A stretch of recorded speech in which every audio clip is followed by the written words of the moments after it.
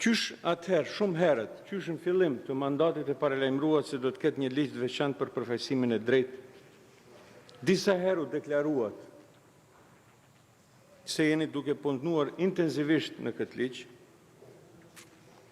për ta bërë ligjin më të mirë dhe për ta bërë në përputhje me ligjet aktuale dhe Kushtetutën e Republikës Maqedonisë Veriut. Bile dje kishit inspiruar edhe kryeministrin, i cili e vazhdoi atë vazhgën e Vlenit, duke thënë se jemi të e bë ligjin për përfaqësimin e drejtë dhe një vit kaloi duke e bë atë ligj. Edhe ato po premtoni se do e bëni ligjin më të mirë se ligjin për përdorimin e gjuhëve, edhe ato spari do e qoni në Venedik, pak të shëtitit të ty në për ujë, nuk e di se kur do kthehet prej Venedikut, edhe prap në ato pyetje që parashtroni Komisionit të Venecias, sigurisht se do i pyesni për praktikat evropiane për punësimin e minoriteteve, edhe njësoj sikur për praktikat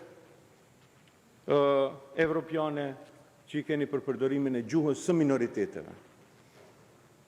Punësime kemi çdo ditë. Për çdo ditë po shohim punësime. Një në anë Maqedon, sa dush, në tjetër anë shqiptar 01, 01, 01, 2, 01, 2.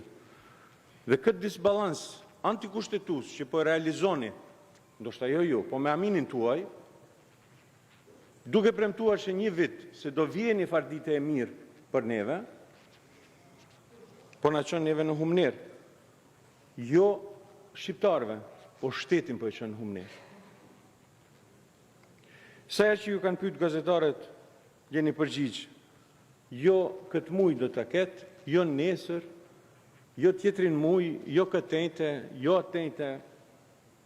Bile i dhatë disa emra, cilët janë në ekipin për përgatitjen e ligjit, famos për përfaqësimin e drejtë, për i cilëve disa edhe ju kundërshtuan publikisht, thanë se nuk kemi pjesë e atij ekipit. Pyetja ime është shumë e thjeshtë edhe vërtet kisha dashur kështu të më përgjigjeni. Cili është ekipi që po e përgatit ligjin për përfaqësimin e drejtë dhe adekuat, dhe nëse e dini kur ai ligj do vi në parlament.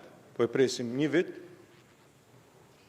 edhe është nis po ende s'kam rri këtu.